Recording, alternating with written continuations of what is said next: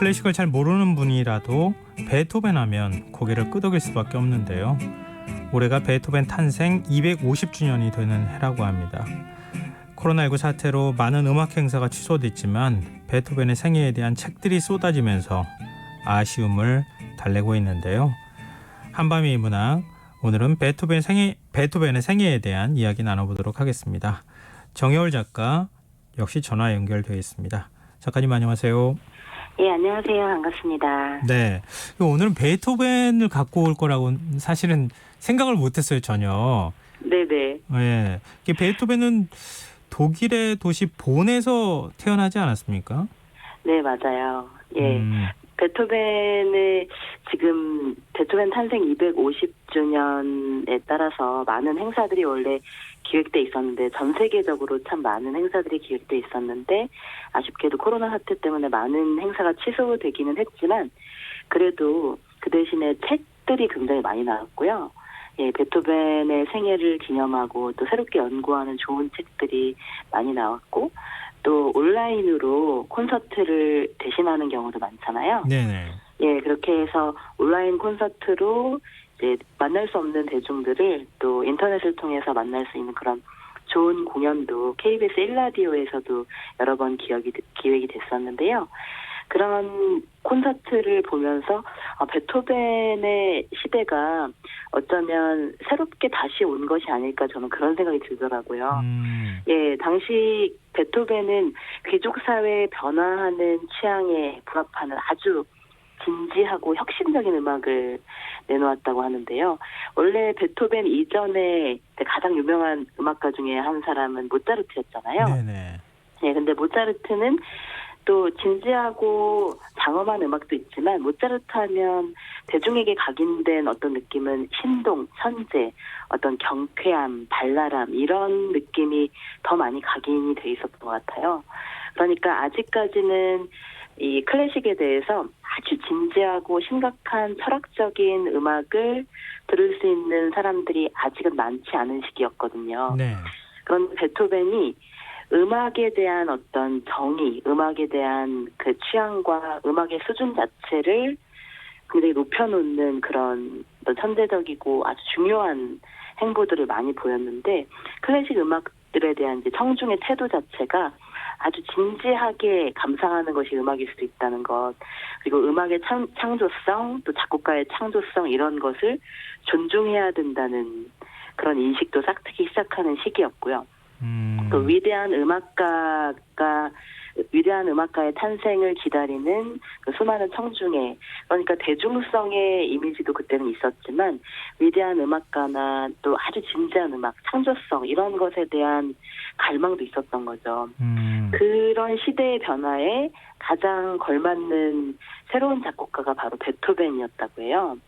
그래서 베토벤 시대에는 이제 그 전에 이미 부자였고 이미 많은 그 활동을 하고 있었던 귀족들보다도 상공업으로 새롭게 부를 축적한 신흥 중산층이 새로운 청중으로 부상했는데 그들의 눈에 비친 베토벤이 정말 혁신적이고 새로운 음악이라는 것이 그들에게 취향이 굉장히 맞았다고 하더라고요. 그래서 그런 음악들을 볼 수 있다고 들을 수 있다는 느낌으로 우리가 베토벤을 좀 역사적인 인물로 또 더 베토벤의 삶 속으로 단지 귀가 멀었는데 귀가 들리지 않는데 그렇게 위대한 음악을 만들었다는 이런 신화적인 사실도 물론 있지만 굉장히 현실적으로 노력을 많이 했던 것 같아요, 베토벤은. 예, 그래서 그런 면들을 생각해보면 여전히 밝혀질 것이 많고 여전히 궁금한 것이 많은 너무나 매력적인 작곡가가 아닐까 싶어요. 네, 베토벤 생을 좀 잠깐 짚어봤으면 좋겠는데요. 앞서 네네. 이제 독일 도시 본에서 태어났는데 네네. 실제로 그 생애 대부분을 보낸 곳은 비엔나 아닙니까? 네네, 맞아요. 비엔나가 음악의 도시로 지금도 비엔나는 음악의 도시라는 말이 떠오르잖아요. 당시에도 비엔나는 정말 많은 이제 대규모 공연들이 성황리에 개최되고 또 이제 음악의 대중화를 이끌어가는 혁신적인 도시이기도 했고 그러니까 들을 사람들이 많았던 거죠. 일단 음악을 진지하게 들어주는 콘서트홀이나 이 대중들이 많았던 것이고, 그리고 후원자들도 많았죠. 예. 귀족들이 후원을 해줌으로써, 그러니까 미술만 그런 것이 아니라 음악도 왜 파트롱이라고 해서 후원자들의 존재가 굉장히 중요했잖아요. 네. 그래서 베토벤의 후원자 중에 한 명은 이제 베토벤이 훌륭한 작곡가가 되기 위해서는 베토벤의 연애사까지 개입해야 된다고 생각하는 그런 귀족도 있었대요. 네, 그래서 베토벤의 연애를 막고 그런 귀족도 있었을 정도로 작곡가에 대해서, 예술가에 대해서 굉장히 집착하는 귀족들도 있었다고 해요. 그런데 베토벤은 굉장히 열정적이고 자유를 꿈꾸는 사람이었지만 굉장히 어렸을 때는 가난했고, 네. 또 아버지의 학대도 많이 받았잖아요. 많이 맞았다고 하더라고요.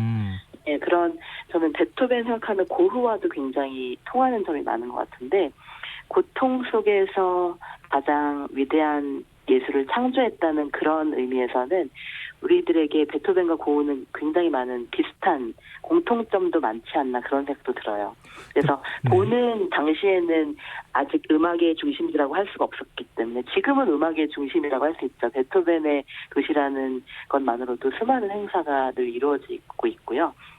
그런데 비엔나는 당시에 이미 모든 작곡가들이 한 번쯤은 가야 될 곳이고, 또 가장 음악의 도시라고 하는 그 명성에 부합하는 도시였기 때문에 베토벤에게 비엔나에 간다는 것은 음악의 중심으로 가는 그런 의미였고, 화가들이 파리에 가서 어떤 미술의 가장 그 최첨단의 유행을 당시에 배웠듯이, 또 음악가들은 비엔나에 가서 음악의 중심, 음악의 수도인 비엔나에 가서 그런 감각을 느꼈던 것이 아닐까 싶어요.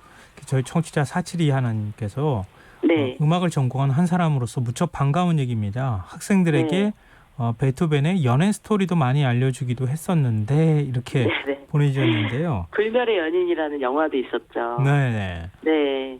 그러니까 베토벤에 대한 영화도 많고, 또 베토벤의 어떤 끊임없이 행복을 꿈꾸고 사랑을 꿈꿨지만 그 행복과 사랑이 이루어지지 않았잖아요. 그런 것에 대한 안타까움, 이런 것도 대중들에게 약간 고흐에 대한 안타까움과 비슷하게 그런 측면이 있는데, 저는 요새 베토벤도 그렇고 또 고흐도 그렇고 또 비슷한 점이 하나 있다는 걸 발견했는데, 둘 다 글을 잘 쓰더라고요.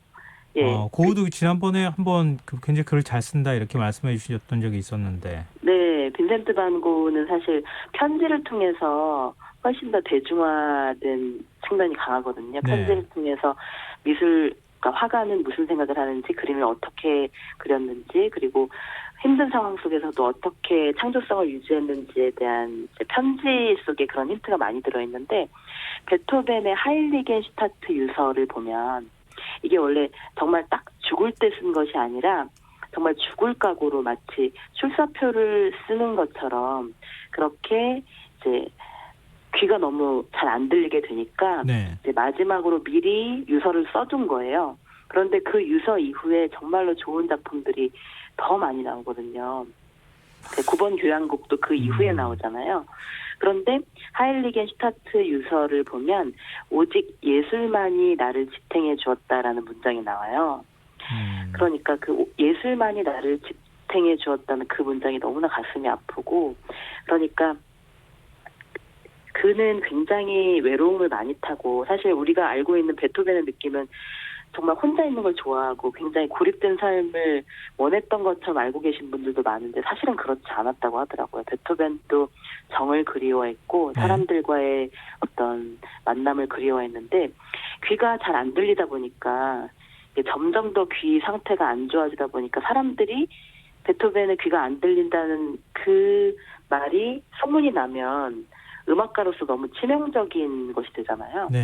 그래서 점점 더 사교 생활을 피했던 것이라고 하더라고요.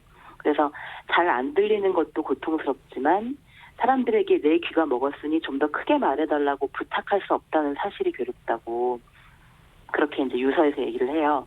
그래서 다른 누구보다 더 완벽해야 할 청각에 장애가 있다는 사실을 내가 어떻게 받아들일 수 있겠느냐라고 질문을 하는데, 그 부분이 너무 아프더라고요. 그러니까 음악가들이 가장 예민하고 중요한 감각기관이 당연히 청각인데, 베토벤은 자신의 귀에 대한 자부심이 있었대요.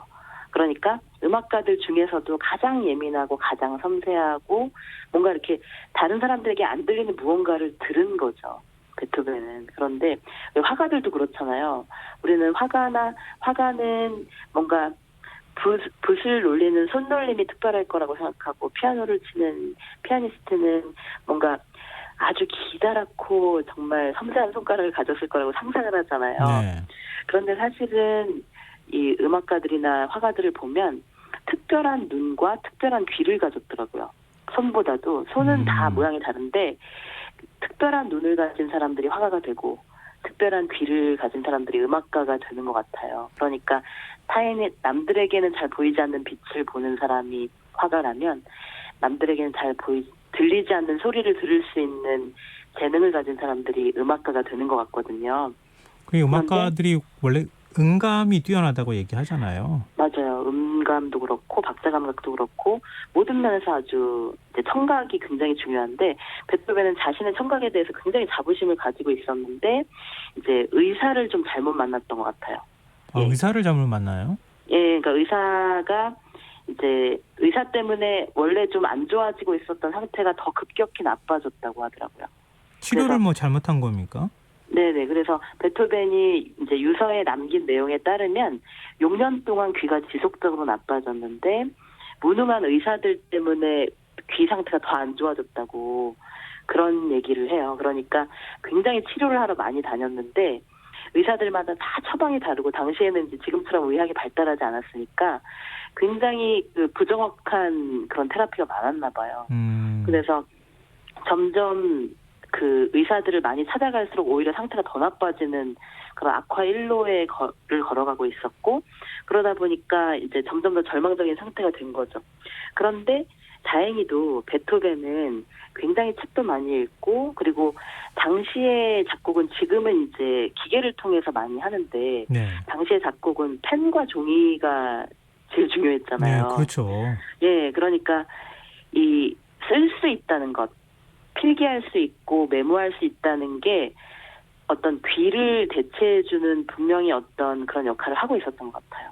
그러니까 내면의 귀가 지금까지 수많은 음악을 들었고 수많은 음악을 작곡해왔잖아요. 그러면서 그 내면의 귀가 이제 읽고 쓰는 행위를 통해서 그 귀의 부족함을 청각이 쇠퇴되어가는 그 결핍을 컴플렉스를 이제 읽고 쓰는 능력이 많이 보충해 주었기 때문에 그런 위대한 작곡을 할 수 있었다는 그런 연구들도 계속 나오고 있더라고요. 그래서 뭐 영화 중에 카핑 베토벤이라는 또 영화가 있거든요. 네. 예, 그 카핑 베토벤이라는 영화를 보면 베토벤이 이제 말년에 귀가 점점 안 들리게 되었을 때 그러면서도 귀가 잘 안 들리는 상태에서도 이렇게 음악을 지휘하거나 그런 적이 있었다고 하더라고요. 그럴 때 그 상태를 도와주기 위해서 한 여성이 베토벤의 그 잘 들리지 않는 귀를 보충해주기 위해서 서로 사인을 보내면서 수화처럼 이렇게 사인을 보내면서 베토벤이 지휘를 할 수 있도록 도와줬다는 그런 영화도 있거든요. 그래서 굉장히 다양한 방법을 동원해서 정말 베토벤이 여러 가지 방법을 다 동원해서 자신의 들리지 않는 귀를 보충할 수 있는 정말 필사적인 노력을 했는데 그 모든 것들이 사실 참 눈물겨운 거죠. 네. 그게 사실은 귀가 들리지 않는데 작곡을 한다는 것도 이해가 잘 안 되고요. 네. 들리지 않는데 어떻게 지휘를 할까 이런 네. 생각을 사실 계속 해왔거든요. 네. 근데 지금 말씀 들어보니까 그런 보이지 않는 노력들을 많이 했기 때문에 가능한 일이었구나 이런 생각이 드네요. 우리는 천재들은 어떤 천재적인 감성 그것이 가장 어떤 우리와는 다른 느낌을 가지고 있고 뭔가 다른 재능, 다른 영감을 가지고 있을 거라고 많이 생각을 하지만 천재들이야말로 노력하는 재능이 있는 것 같아요. 예, 그래서 모차르트도 그 수많은 영감들을 부지런히 써놓지 않으면 그걸 다 기록해두지 않으면 그게 음악이 될 수 없었잖아요. 그러니까 수많은 천재들의 공통점은 노력하고 집중하는 재능이 있었던 것이 아닐까. 그중에서도 모차르트는 그래도 굉장히 이제 교육을 잘 받았거든요. 아버지가 아예 작곡가로 키우기 위해서 엄청나게 노력을 많이 하셨어요. 그런데 베토벤 같은 경우는 어렸을 때 알코올 중독이었던 아버지에게 굉장히 학대를 받고 그런 슬픈 가족사가 있음에도 불구하고 포기하지 않고 음악의 길을 걸어갔다는 점에서 더 어떤 비극적인 삶의 스토리와 함께 더더욱 우리에게 좀 용기를 주는 그런 인물이 아닐까 싶어요. 그래서 네. 베토벤 250주년을 맞아서 우리가 베토벤의 음악을 더 많이 듣는 시간도 됐으면 좋겠고, 또 제가 요새 재미있게 읽고 있는 책이 이제 클래식 클라우드에서 나온 베토벤이라는 책인데, 이 책을 굉장히 재미있게 읽고 있는데 네. 베토벤이 살았던 곳을 여행하면서 베토벤의 음악에 대해서 에세이를 쓴 책이에요. 최은규 작가님의 베토벤이라는 책인데, 이 책을 읽으면서 어쩌면 베토벤이 우리에게 감동을 주는 이유는 그가 성공했기 때문이 아니라 귀가 들리지 않는 상태에서 나온 음악들이 오히려 이전의 음악보다 더 위대한 어떤 그 선율, 위대한 감동의 목소리를 전해주고 있기 때문이 아닌가.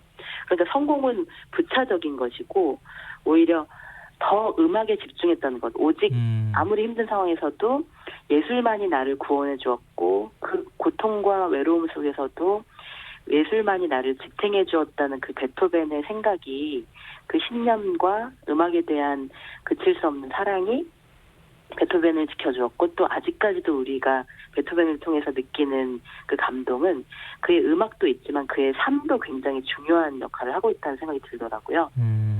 예. 그럼 우리가 단편적으로 알고 있는 그냥 베토벤이라고 하는 음악가, 그리고 사실 음악도 그렇게 많이 듣지는 않잖아요. 많이 들으시는 분들은 또 들으시겠지만, 그러니까 그런 단편적인 모습만 보지 말고 베토벤의 그 생애 전체를 바라보면 왜 그가 위대한 작곡가였고 음악가였는지 알 수 있게 된다, 이런 말씀이시군요. 네. 베토벤 영화 중에 또 제일 제가 좋아하는 영화가, 베토벤이 직접 나오진 않지만 오늘 제가 신청곡으로 미리 말씀드렸던 현악사중주가 있어요. 베토벤의 음악을 테마로 한 영화인데요. 마지막 사중주라는 영화예요. 네. 예, 마지막 사중주라는 영화가 또 제가 좋아하는 배우인 또 필립 세이머 호프만이 나오는 영화거든요. 그래서 이제 정말 각각으로는 정말 다 4명의 연주자들이 모두 스타가 될 수 있고 저마다 다 훌륭한 연주자인데, 평생 동안 25년 이상 한 콰르텟에서 이 사중주를 하면서 끊임없이 막 인생에서 갈등도 겪고 서로의 모든 것을 다 알지만 또 서로 가장 많이 상처 주기도 하고, 이러면서 음악이란 도대체 무엇이고 인생이란 도대체 무엇인가, 또 사랑이란 무엇인가를 생각하게 만드는 굉장히 감동적인 영화인데요.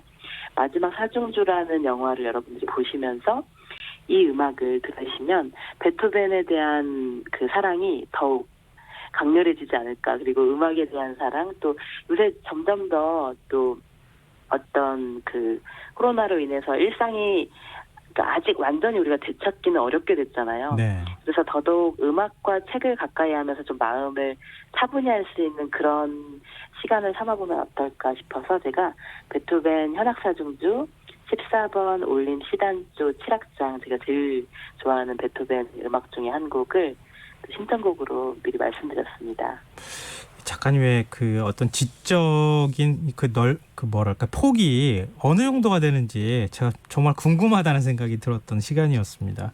베토벤까지 이렇게 관심이 많으실 줄은 몰랐어요. 사실 고흐와 관련되어 있는 책을 쓰시기도 하셨잖아요. 네. 더더욱 사실 좀 의미 있는 시간이었다는 생각이 들고요. 저희 청취자 4936님께서 네. 베토벤을 정말 좋아하는 아마추어 바이올리니스트입니다.